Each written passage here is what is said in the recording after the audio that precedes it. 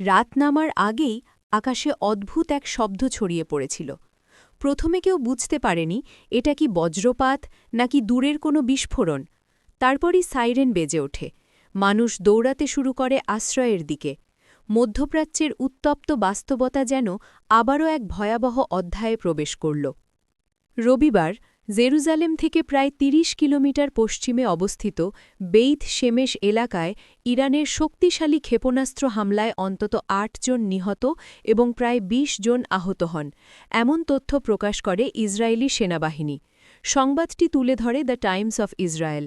বলা হয়, ভারী ও দূরপাল্লার ক্ষেপণাস্ত্র ব্যবহার করা হয়েছিল, যা ইসরায়েলের বহুল আলোচিত আকাশ প্রতিরক্ষা ব্যবস্থাকে ভেদ করে লক্ষ্যবস্তুতে আঘাত হানে। প্রতিরক্ষার দেয়াল ভাঙার মুহূর্ত।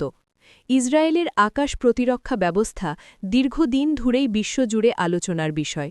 বহুবার এটি রকেট ও ক্ষেপণাস্ত্র প্রতিহত করেছে, কিন্তু এবার পরিস্থিতি ছিল ভিন্ন।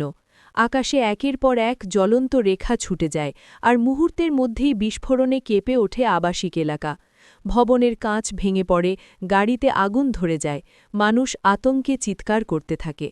চোখের সামনে ধ্বংসস্তূপ, আহতদের দ্রুত হাসপাতালে নেওয়া হচ্ছে। উদ্ধারকর্মীরা ধোঁয়ার ভেতর ঢুকে বেঁচে থাকা মানুষদের খুঁজছেন।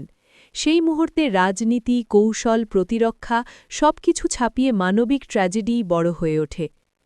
পাল্টা উত্তাপ তেহরানেও। অন্যদিকে তেহরানও শান্ত ছিল না। ইরানের রাষ্ট্রীয় বার্তা সংস্থা ইসলামিক রিপাবলিক নিউজ এজেন্সি জানিয়েছে, গত ২৪ ঘণ্টায় তেহরানে ৬০টি হামলা হয়েছে এবং এতে কমপক্ষে ৫৭ জন নিহত হয়েছেন। এই তথ্য তারা দিয়েছে ইরানের red crescent society of the Islamic Republic of ইরানের বরাতে। অর্থাৎ সংঘাত একমুখী নয়, দুই পক্ষই ক্ষতির মুখে। একদিকে বেইত শেমেশের ধ্বংসস্তূপ, অন্যদিকে তেহরানের আহত নগরী। আকাশে আগুনের রেখা যেন দুই দেশের মাঝে রক্তাক্ত এক সংলাপ। প্রযুক্তি বনাম কৌশল। বিশ্লেষকরা বলছেন, এই হামলায় ব্যবহৃত ক্ষেপণাস্ত্রগুলো ছিল ভারী ও উচ্চ গতিসম্পন্ন। সম্ভবত এমনভাবে নিক্ষেপ করা হয়েছে যাতে প্রতিরক্ষা ব্যবস্থার ওপর চাপ তৈরি হয়। অনেক সময় একসঙ্গে বহু ক্ষেপণাস্ত্র ছোড়া হলে প্রতিরক্ষা ব্যবস্থা সবগুলো ঠেকাতে পারে না, ফলে একটি বা কয়েকটি লক্ষ্য ভেদ করতেই পারে। এই ঘটনা দেখালো, আধুনিক প্রতিরক্ষা ব্যবস্থা শক্তিশালী হলেও শতভাগ সুরক্ষা দিতে পারে না। যুদ্ধ প্রযুক্তির লড়াই যেমন, তেমনি কৌশলেরও লড়াই।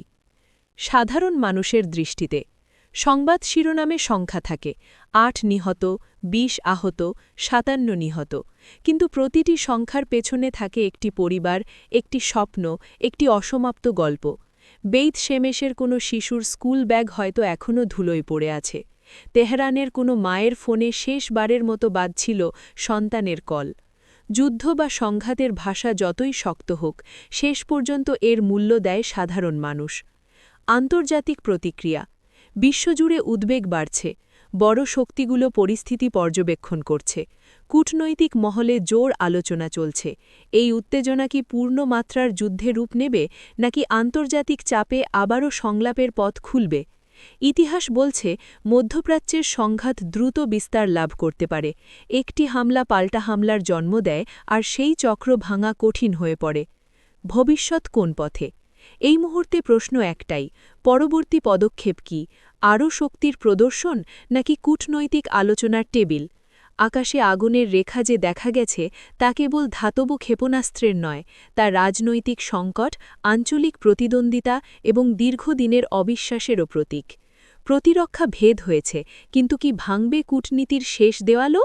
সময়ের সাথে সাথে ধোঁয়া কেটে যাবে, ধ্বংসস্তূপ সরানো হবে, কিন্তু মানুষের মনে যে ভয় জমে উঠেছে, তা এত সহজে মুছে যাবে না।